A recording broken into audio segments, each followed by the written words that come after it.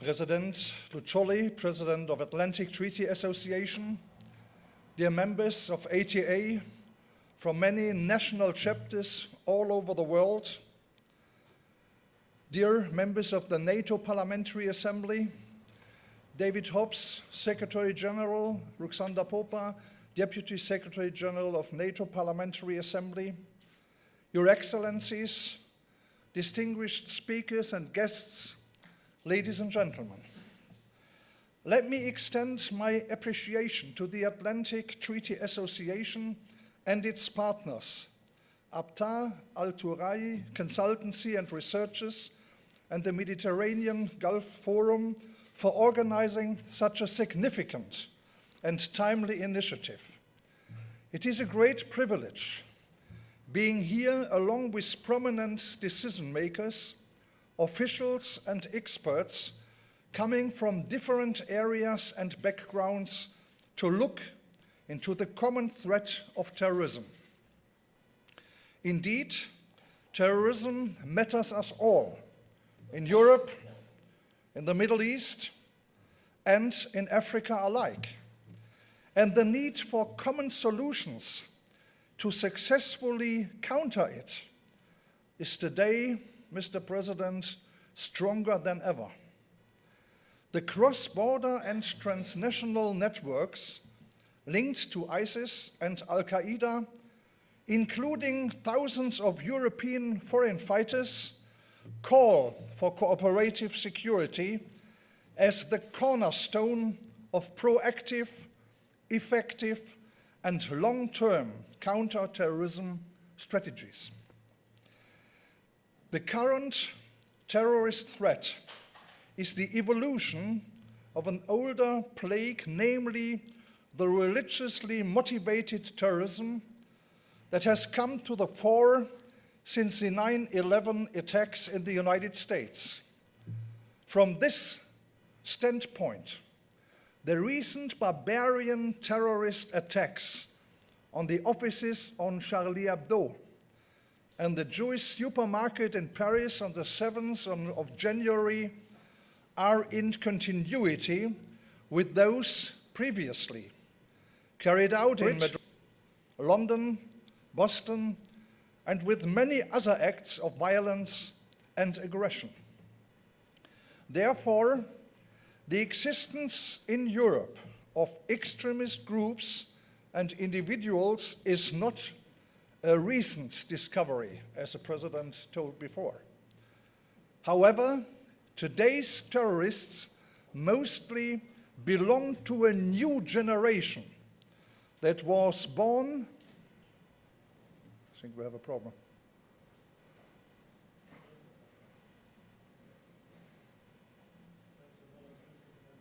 There's a doctor here in the room.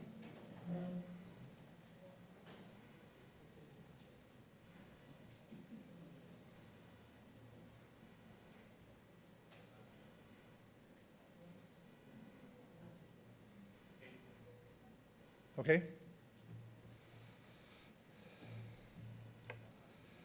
However, today's terrorists mostly belong to a new generation that was born and raised in the West.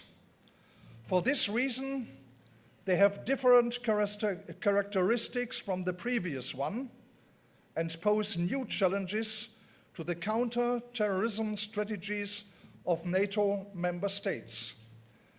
Over the past few years, hundreds of attacks have been failed, owing to the introduction of new security, legal, and police countermeasures. Nevertheless, the terrible events in Paris reminded us that terrorism is far from being defeated and that reinforcing cooperation is the key to stand ahead of the evolving terrorist threat. The scale of the homegrown militants requires the allied governments to increase information exchange, to improve cooperation between law enforcement agencies and security services in order to monitor travel to conflict zones more effectively, deny terrorist access to weapons, and prevent new attacks. To this end, enhancing cooperation with partner countries in the Mediterranean and the broader Middle East is a key priority as envisaged in the NATO strategic concept. We share the same threat, and thus our security is interconnected. Ladies and gentlemen, bearing the brunt of the new terrorist threat, regional partners are best placed to advise NATO countries on how to confront it. At the same time, NATO represents a unique value in capacity building that can be offered to our partners to ensure that they will be able to avoid the spreading of local conflicts across their borders, withstanding ISIS and its hybrid techniques. The active engagement of regional partners, including think tanks and civil society entities, should also extend to the social and cultural aspects related to radicalization and recruitment. Their insights and expertise offer an added value to improve the policies and the programs being conducted in Europe to address the non-security factors conducive to extremism and terrorism. The cyberspace is the main reference point for the new generation of militants and foreign fighters. ISIS has shown an unprecedented ability to use the instruments of the information warfare for indoctrination, training, and communication.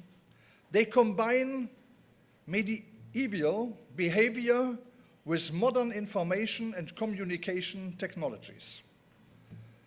A closer synergy between allies and partner countries would be essential to develop smart counter-narratives and information campaigns to target extremist propaganda over the web.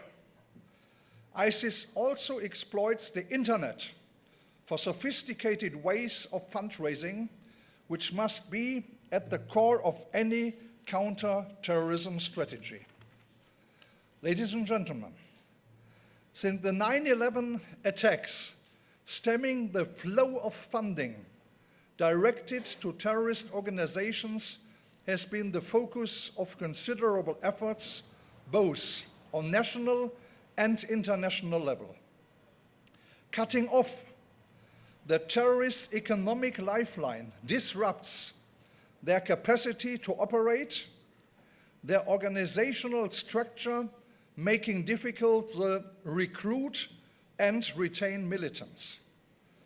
On this front, the rise of ISIS with its extraordinary financial resource suggests that more work has to be done than before.